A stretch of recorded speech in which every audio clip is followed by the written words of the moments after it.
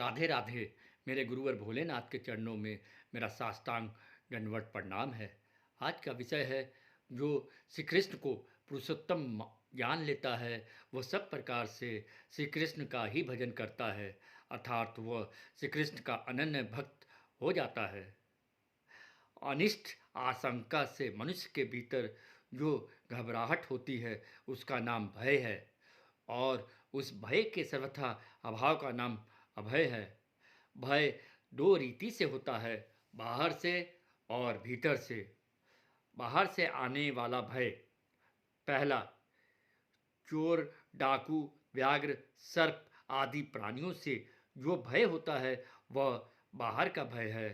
यह भय शरीर नाश की आशंका से ही होता है, परंतु जब यह अनुभव हो जाता है कि यह शरीर नाशवान है और जाने वाला ही है, तो फिर भय नहीं रहता। बीड़ी, सिगरेट, अफीम, भांग, शराब आदि के व्यसनों को छोड़ने का एवं व्यसनी मित्रों से अपनी मित्रता टूटने का जो भय होता है वह मनुष्य की अपनी कायरता से ही होता है। कायरता छोड़ने से यह भय नहीं रहता। दूसरा, अपने वर्ण, आश्रम आदि के अनुसार कर्तव्य पालन करते हुए उसमें भगवान की आज्ञा के विरुद्ध कोई काम ना हो जाए। हमें विद्या पढ़ाने वाले, अच्छी शिक्षा देने वाले आचार्य, गुरु, संत, महात्मा, माता पिता आदि के वचनों की आज्ञा की अवहेलना न हो जाए। हमारे द्वारा शास्त्र और कुल मर्यादा के विरुद्ध कोई आचरण न बन जाए। इस प्रकार का भय भी बाहरी भय कहलाता है, परंतु यह भय वास्तव में भय नहीं है, प्रत्युत यह तो अभय बनाने वाला भय है। ऐसा भय तो साधक के जीवन में होना ही चाहिए। ऐसा भय होने से ही वह अपने मार्ग पर ठीक तरह से चल सकता है।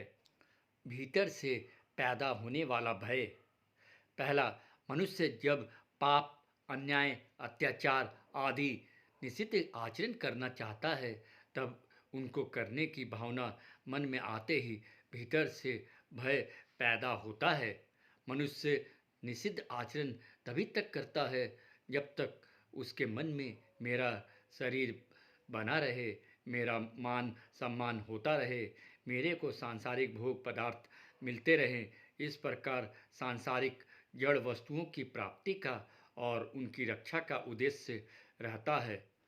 परंतु जब मनुष्य का एकमात्र उद्देश्य चिन्मय तत्व को प्राप्त करने का हो जाता है, तब उसके द्वारा अन्याय, दुराचार छूट जाते हैं और वह सर्वथा अभय हो जाता है, कारण कि उसके लक्ष्य परमात्म तत्व में कभी कमी नहीं आती और वह कभी नष्ट नहीं होता।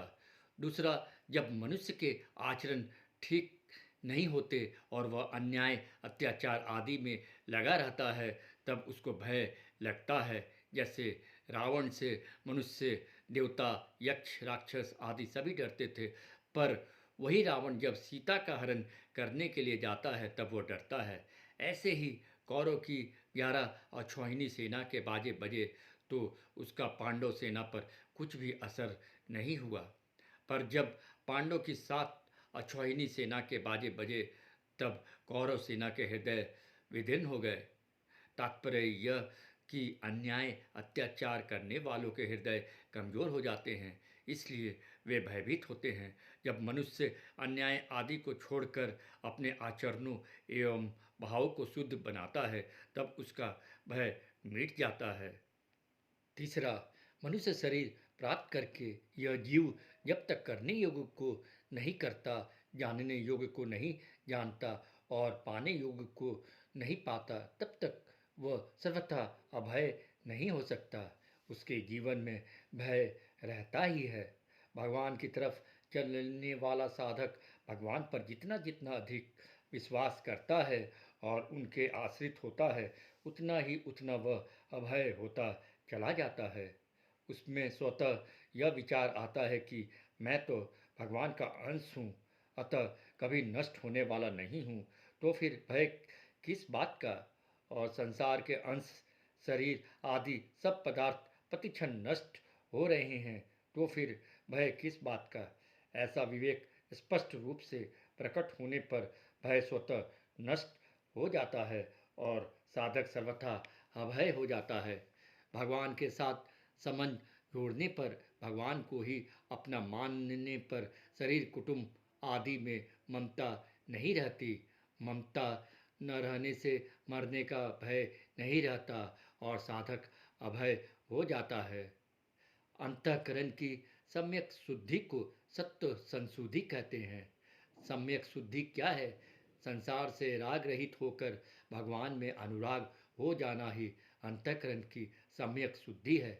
जब अपना विचार, भाव, उद्देश्य, लक्ष्य केवल एक भगवान की प्राप्ति का हो जाता है, तब अंतःकरण शुद्ध हो जाता है।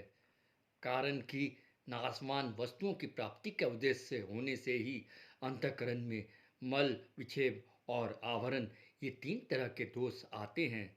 शास्त्रों में मल दोष को दूर करने के लिए निष्काम भाव से कर्म, विक्षेप दोष को दूर करने के लिए उपासना और आवरण दोष को दूर करने के लिए ज्ञान बताया है।